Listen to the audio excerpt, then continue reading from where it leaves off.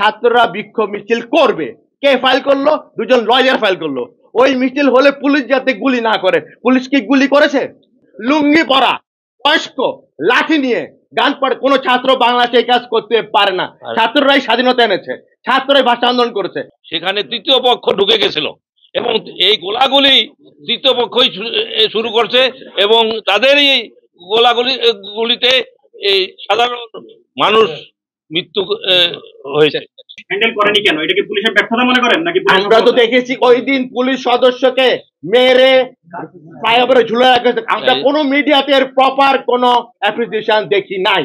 যখন সারা দেশ শান্ত কোটা আন্দোলনের পর এই যে গতকাল যে রিট ফাইল করা হলো, ওনারা ফাইল করলেন কি ছাত্ররা বিক্ষোভ মিছিল করবে। কে ফাইল করলো? দুজন লয়ার ফাইল করলো। ওই মিছিল হলে পুলিশ যাতে গুলি না করে। পুলিশ কি গুলি করেছে? ও জানলো কিভাবে? পুলিশ ওই জায়গায় এমন অবস্থায় ছিল, ওদের পক্ষে ওই সময় যত সংখ্যক হুলিগান ছিল এবং যারা ভ্যান্ডালিজম করতেছিল, পুলিশের পক্ষে ওই সময় ওইটা যদি অল্প সংখ্যক পুলিশ ছিল। আপনার যদি 102 যদি 1,500 হুলিগান, আমরা বিভিন্ন পেপারেই দেখেছি ঢাকা শহরে 16 তারিখের পর থেকে 1 লাখ নতুন সিম ঢুকেছে।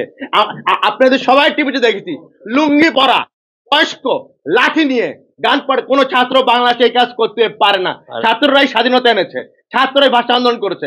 ছাত্ররা কোনদিন লুঙ্গি পরে যেই গান পাউডার নিয়ে ছাত্ররা এই ধরনের আমার পুলিশ কাকে গুলি? পুলিশ কোন ছাত্র সমস্ত হত্যাকাণ্ডের যথাযথ বিচার হবে। অভিযোগ করেছে যে আপনারা তাদেরকে সমস্ত কোর্টের কাজকর্ম ফেলে একটি কোর্টে যে তাদেরকে ব্যক্তিগত আক্রমণ করেছেন, তারা হিয়ারিং করতে পারে। এই বিষয়ে ওনারা একটা 5 প্যারার একটা রিট পিটিশন ফাইল করেছেন, আর্গুমেন্ট করেছেন 2-3 ঘন্টা। আমাদের ল হলো কোন ফ্যাকচুয়াল কিছু সাবমিশন রাখতে হলে it will supported by affidavit. ওনার অ্যাফিডেভিটে প্যারাগ্রাফ আছে 5টা, বলেছেন কয়েক ঘন্টা।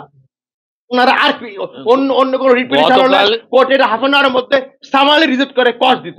গতকালকে কোনো আক্রমণ হয় নাই, তাদের ঠেকানো হয় নাই। গতকালকেও তাদের অ্যাডভোকেট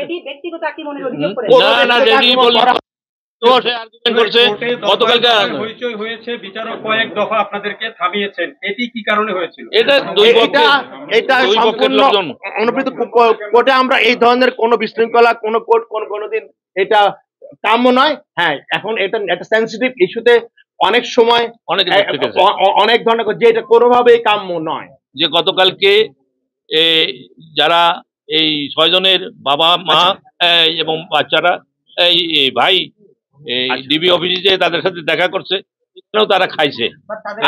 এখন এইসব কথা তো গতকাল আমি একটা 26 কথা আপনারা জান নাই, 6 জনকে যে সিকিউরিটি দেওয়ার আগে একটা ছেলে মুগ্ধ নামে একজন কোঅর্ডিনেটর ছিল, ও ফেসবুকে স্ট্যাটাস দিয়েছে, দিয়ে বলেছে আন্দোলনে দুর্বৃত্তরা ঢুকে গিয়েছে। পরের দিন কিন্তু ওকে মৃত অবস্থায় পাওয়া যায়, সন্দেহ করা হচ্ছে ওকে খুন করা হয়েছে। তার প্রেক্ষিতে এই 6 জনকে এই নিরাপত্তা এখন আপনারাই বলেন, সরকার কি অপেক্ষা করবে এই 6 জনকে দুর্বৃত্তরা মেরে ফেলবে, নাকি সরকার ওদেরকে সেফটি প্রোভাইড করবে?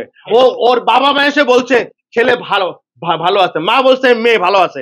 এই আইনজীবীরা কিভাবে জানেন যে মিছিল হবে তারপর গুলি করা হবে? এই জন্য আমরা বলেছি যারা গণতন্ত্র কমিশন করছেন একটা বিশেষ গোষ্ঠী, যারা এই সবসময় দেখা যায় যে এই ধরনের সৃষ্টি করা হচ্ছে, তারাই গণতন্ত্র কমিশন করেছেন, তারা রিপ্রেশন ফাইল করেছেন। ছাত্ররা কিন্তু এসে বলেন আমরা বিক্ষোভ করতে বাধাগ্রস্ত হই। হ্যান্ডেল করেনি কেন? এটা কি পুলিশের ব্যর্থতা মনে করেন নাকি? আমরা তো দেখেছি ওই দিন পুলিশ সদস্যকে মেরে ফ্লাইওভারে ঝুলে রাখেছে। আমরা কোনো মিডিয়াতে এর প্রপার কোনো অ্যাপ্রিসিয়েশন দেখি নাই। 3 জন পুলিশকে মারা হয়েছে। পুলিশকে যদি ঝুলিয়ে রাখা হয় মেরে। আমার এই ব্যাপারে আপনার উত্তরটা আমি দিচ্ছি। বাইরের কোনো মস্তান বা সন্ত্রাসী ছিল না, সেই জন্য গুলি বা কোনো কিছু হয় নাই।